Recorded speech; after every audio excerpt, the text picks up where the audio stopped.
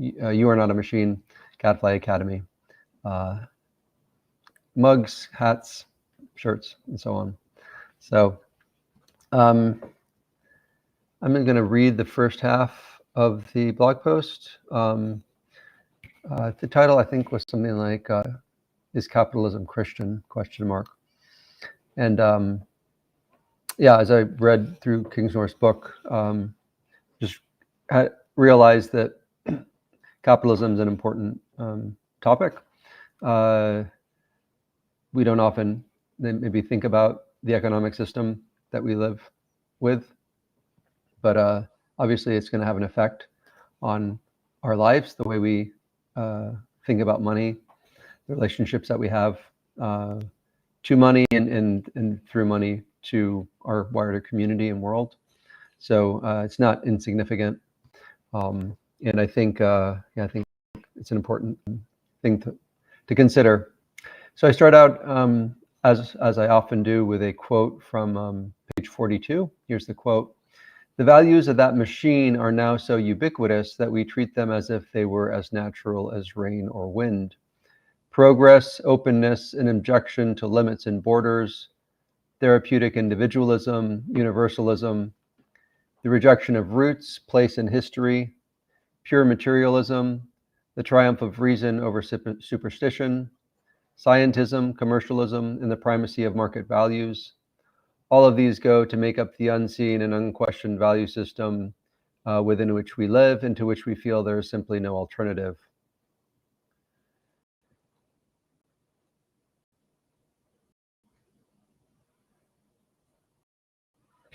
Some of you may recall until about a month ago over on the Gadfly Academy Substack, I was blogging about human versus machine values. If you're interested, you can find a link in the show notes. Our world runs on the machine values as well as the other ones that Kingsnorth enunciates above. And to the extent that we live by them, we live according to machine rather than to human or Christian values. Although never perfect, the value system that once animated Christendom, both East and West, was one largely inspired by the Gospels. Unlike earlier Christians, I would argue that for most of us living in the modern West, our daily lives are more informed by machine values rather than by Christian values. In the coming weeks, I'm going to engage with these machine values from the perspective of Orthodox Christianity. I had not expected to write about capitalism, but I now realize that capitalism is, in a sense, the elephant in the room and probably our culture's most sacred cow. Although Kingsnorth doesn't say it explicitly, capitalism is the main engine running the machine. If there is such a knee-jerk reaction to critiques of capitalism, it's largely because the only alternative people think of is communism or socialism. It's important to remember that there are other alternatives to capitalism. There are many different ways to organize labor and governance, including subsistence economies, gift economies, commons-based systems, steady-state systems, and so on. And capitalism and the capitalism and democracy that we know in the West is simply one of them. As such, it's worth taking an honest look at the history of modern capitalism, how it was built, what it replaced, and whether or not humanity is better off because of it. I'm not foolish enough to attempt to tackle all of this in one installment, however, so this week I will confine myself to beginning to clarify the value system inherent in capitalism and what it replaced. Before going any further, however, I'd like to make 2 points. One, many people write off critiques of capitalism with the argument that it's the best option we have, and even if we wanted to change things, we wouldn't be able to. The reality, however, is that groups like the Amish have largely managed to protect themselves from the worst ravages of capitalism. Although it's difficult to imagine something different, an alternative path is possible. And if our situation is as dire as it seems, at some point it may be a necessity rather than simply an option. 2, I'd like to make it clear that I'm not a proponent of any political or economic theory. I don't believe that there is a quote-unquote Christian version of either of these. Christ's kingdom is not of this world, and ours should not be of this world as well.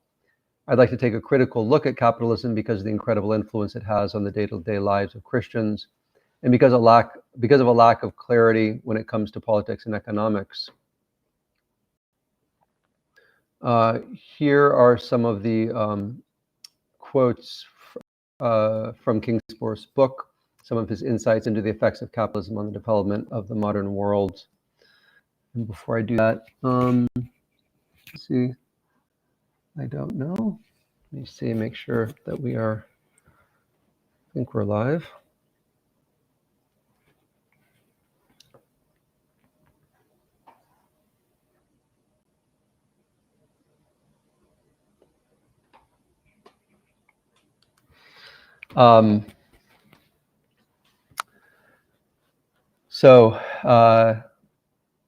The enclosure process in early modern England was intimately linked with the rise and subsequent global dominance of modern capitalism.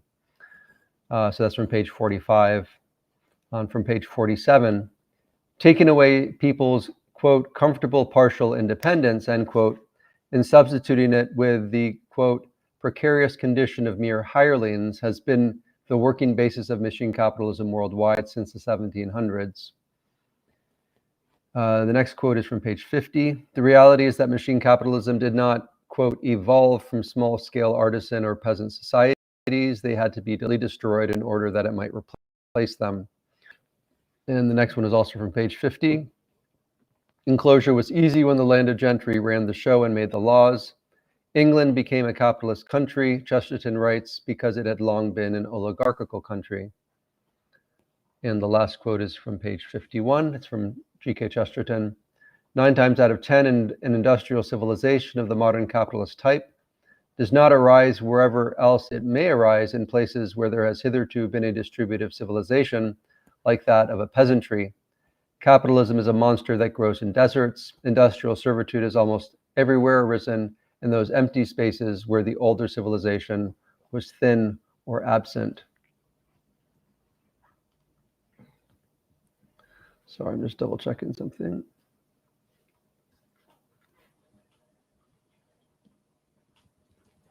Okay. So those are some of the quotes from Kingsnorth's book on capitalism. As I said, he doesn't explicitly talk about capitalism as the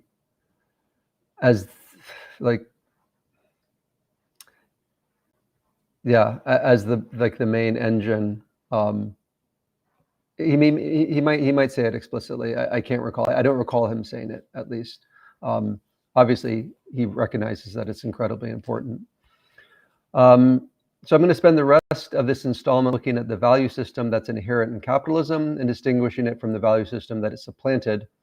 In our next installment, I'll look more closely at both value systems so as to help clarify why most of the values of capitalism are so at odds with those of Orthodox Christianity. So what are the values of capitalism? They are not quote unquote Christian values, and when pushed to extremes, they become anti-Christian values. Here are some of the core values of capitalism. Individualism, competition, private property, profit-seeking and growth, meritocracy, efficiency, productivity, consumerism, innovation, disruption, freedom of choice of market, instrumental rationality, utility over meaning, commodification of life, short-termism, moral neutrality of markets.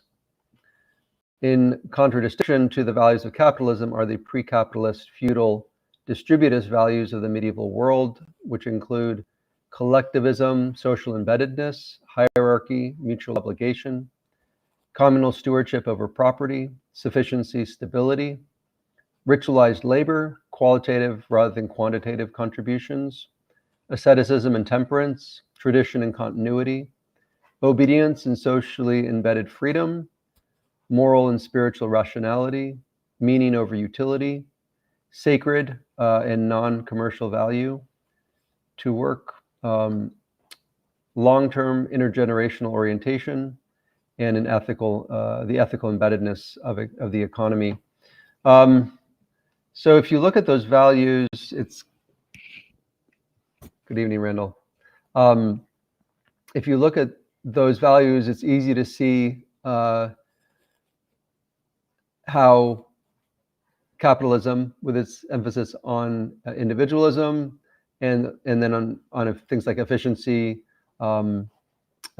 speed, rather than community, the social kind of embeddedness of value and of work. How once you start down kind of that path, it's a bit of a slippery slope towards what we have today, which is a hyper-individualized, individualistic, and hyper-capitalist market-driven economy, and that is not the economy and political system that came out of the Middle Ages in the East or in the West. Those who were more involved in capitalist type practices were looked on with suspicion, and were always kind of those kind of profit driven tendencies were tamped down by social kind of pressures, because they were, older generations were wiser than we are, and realized that if you let the market kind of run without any kind of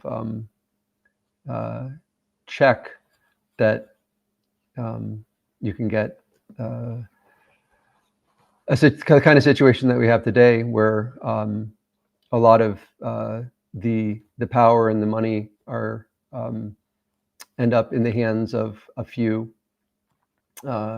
multinational corporations, and so anyway, I'm going to continue to look at capitalism, and in particular vis-a-vis Orthodox Christianity. Again, I'm not anti-capitalist. I'm not suggesting that that we do have some kind of other economic situation, although there are other situations that would seem to work better, would be more animated by the spirit of the Gospels and Christ's commandments, and the kind of worldview and economic systems that came out of the early church.